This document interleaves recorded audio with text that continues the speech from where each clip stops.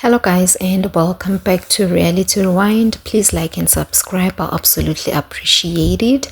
So chef Xolani, who is Vuyokazi's husband, posted his mom on his Instagram stories. I think it was yesterday, if I'm not too mistaken.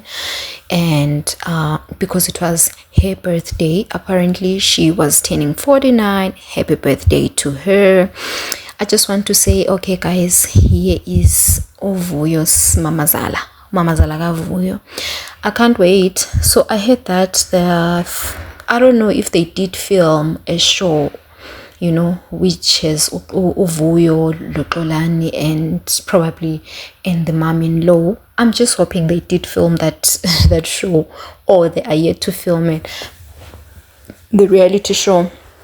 Just can't wait for it to air. That's if it's gonna air, so that we can get to see how is the mom-in-law, how is the relationship between Vuyo and the mom-in-law. Hopefully they have a healthy relationship, just like she had with Umayeni, because Umayeni was a sweetheart. She was a sweetheart of a mom-in-law. So I'm just hoping that she also has a good relationship with her mom-in-law.